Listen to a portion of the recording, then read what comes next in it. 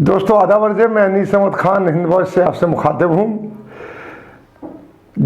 Biden जो है Democrat party के, उनका अमेरिका के राष्ट्रपति पद पर पहुंचते हुए विश्व के सबसे ताकतवर आदमी बन गए हैं। वो बाइडन अमेरिका में हुए अब तक के चुनाव में सबसे अधिक वोटों से जीते हैं।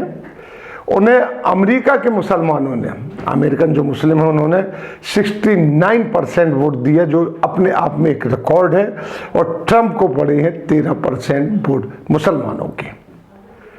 यहाँ बात हम मुसलमानों की करेंगे कि डेमोक्रेट जे बाइडन की इस जीत और अमेरिका में मुसलमानों द्वारा उनकी भारी मात्रा में दिए हुए सपोर्ट पर उनके द्वारा की गई 16 अक्टूबर 2020 की जो स्पीच से, यानी जो मुसलमानों ने उनको सपोर्ट दिया, वो आप हम थोड़ा पीछे लेके चलते हैं आपको। 16 अक्टूबर 2020 में उन्होंने स्पीच दी थी इलेक्शन के टाइम पे।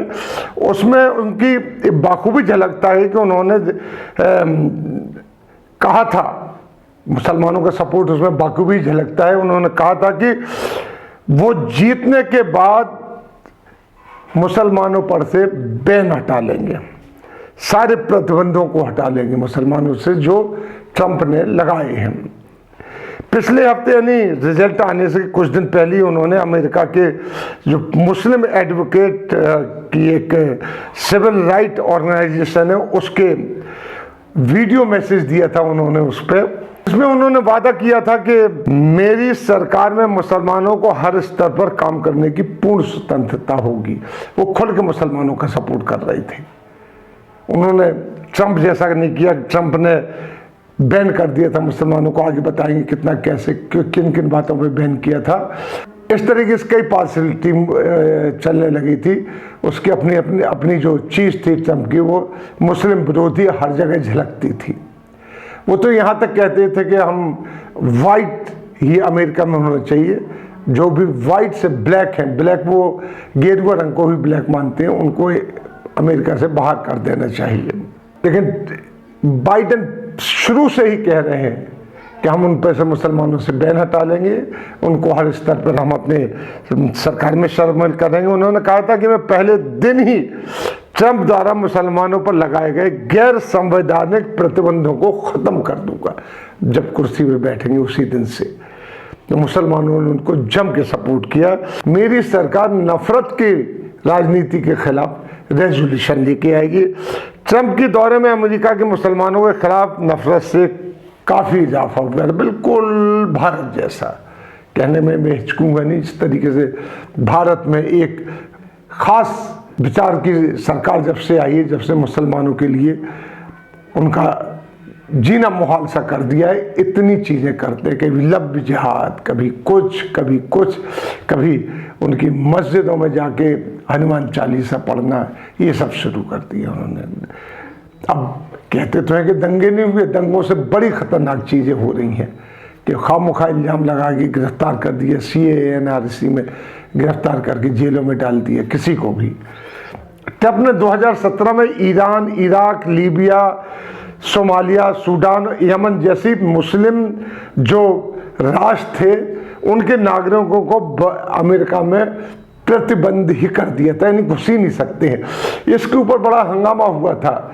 इन्होंने अटरैंडम यानी अचानक ये बैन लगाया था। तो वहाँ अमेरिकन से ने कहा था कि जो लोग चल दिए हैं और जहाज़ में बैठ के आ रहे हैं उनका क्या होगा, अमेरिका आ रहे हैं तो क्या, कैसे जाएंगे? उन्होंने कहा नहीं, बिल्कुल नहीं, उनको वापस जाना चाहिए। तो सैकड़ों की तादाद में न्यूयॉर्क एयरपोर्ट पर अमेरिकन पहुँच गए थे। उन्होंने धरना दे दिया था कि सब बाहर आएंगे। तारीफ की बात तो है कि वहाँ पे उन अमेरिकन ने नमाज पढ़ने के लिए भी कहा था, मुसलमान जो धरने पे बैठे थे, कि अब नमाज पढ़िए और अजान दीजिए। यहाँ तक उसी यानी आप देख लीजिए कि ये विरोध इनका शुरू से ही शुरू हुआ था ट्रंप का।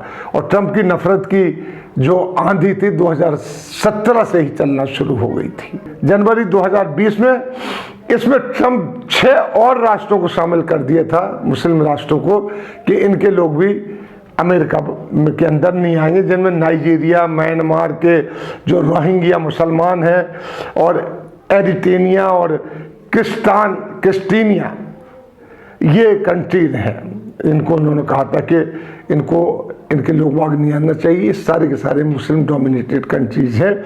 एरिट्रिया जो इथोपिया से 1971 में आज़ाद हुआ था, वहाँ की 50% जो आबादी है वो मुस्लिम है। किर्गिस्तान मुस्लिम आबादी 86.3% है, यानी डोमिनेटेड है मुसलमान की आबादी से दोनों कंट्री। ट्रंप अपने पूरे कार्यकाल में मुसलमानों के खिलाफ जहरी उगलते रहे, उन्होंने कोई ऐसी बात नहीं की। तभी उनकी यहाँ की उस सरकार या उस पॉलिटिकल पार्टी से बड़ी अच्छी दोस्ती थी जो नफरत की राजनीति करती है। बाइडेन के प्रचार और वेबसाइट के अनुसार, बाइडेन की बात करते हैं हम, बाइडेन की प्रचार की जो उन्होंने वेबसाइट बनाई थी उसमें उन्होंने भारत में लागू हुए जो एनआरसी और सीए है उसको संविधान के विरुद्ध बताया था। अभी की बात है ये। उन्होंने जिस तरह एनआरसी के आसाम में लागू किया जा रहा है उसमें असहमति जताई थी। जून 2020 के इस स्टेटमेंट में जो उन्होंने दिया है मैं आपको बताता हूँ। उन्होंने भारत में कश्मीर में से जो जून 2020 में उन्होंने एक स्टेटमेंट दिया था जिसमें उन्होंने कश्मीर में 370 है उसके ऊपर स्टेटमेंट दिया था कि दोबारा लागू किया जाए इसको 370, इसकी सिफारिश की थी। अब वो राष्ट्रपति बन गए हैं, अमेरिका के सबसे स्ट्रॉन्ग आदमी हो गए हैं। अब देखिए वो क्या स्टैंड लेते हैं। लेकिन ये रिपब्लिकन का स्टैंड है क्योंकि ओबामा भी यहीं से थे, उनका स्टैंड था डेमोक्रेट। उन्होंने कश्मीर के जो नागरिक अधिकार हैं उनकी रक्षा की बात भी की थी कि उनकी रक्षा होनी चाहिए। देखा जाए तो बाइडेन मोदी के मुस्लिम नीतियों के हरदम आलोचक रहे हैं। जो यहाँ पे हमारे यहाँ बीजेपी की, हम मोदी जी की कहेंगे, जो मुस्लिम विरोधी नीतियाँ हैं जिनको वो मानते नहीं हैं, उनके हरदम बाइडेन आलोचक रहे हैं, शुरू से आलोचक रहे हैं वो। क्योंकि ये धड़ा बराक ओबामा का है, बराक ओबामा भी इसी पार्टी से बिलोंग करते हैं। और जिस तरीके से मुसलमानों ने इनको सपोर्ट किया, इन्हीं बातों के पास 60% मुसलमानों ने एक तरफा वोटिंग की है। तो एक जीत में इनका बहुत बड़ा हाथ है। अब वो अमेरिकन मुस्लिम थे, लेकिन मुसलमान कहीं का भी हो एक दूसरे से जुड़ा रहता है। फिर जुल्म है किसी के ऊपर हो। अगर कहीं भी हिंदुओं पर जुल्म होगा तो उसके हम साथ खड़े होंगे, उसके हम विरोध में खड़े होंगे, जालिम के खिलाफ खड़े होंगे हम। ये होना चाहिए। लेकिन हमारे भारत की बिल्कुल परंपरा दूसरी है। अब आगे देखते हैं क्योंकि यहाँ बड़ा हलचल है भारत में ट्रंप के हारने से और बाइडेन के जीतने से, क्योंकि हमारे मोदी जी तो अब की बार ट्रंप सरकार और यहाँ के नमस्ते ट्रंप करके गए थे, जिसमें 100 करोड़ रुपया से ज़्यादा ही भारत में खर्च हुआ था। उससे ज़्यादा इन्होंने ही वहाँ पे खर्च किया था अमेरिका में। उसके बाद भी हालात ये हुए हैं। अब अमेरिका की नीति कैसी होती है भारत के लिए देखने वाली बात है। लेकिन हम यहाँ सिर्फ और सिर्फ ये बताना चाहते थे कि बाइडेन की जो राजनीति है वो प्रो मुस्लिम्स है। उसमें भारत के मुसलमान भी शामिल है, भारत की मुस्लिम राजनीति भी शामिल है, जैसे CIA और NRC, और कश्मीर भी शामिल है 370।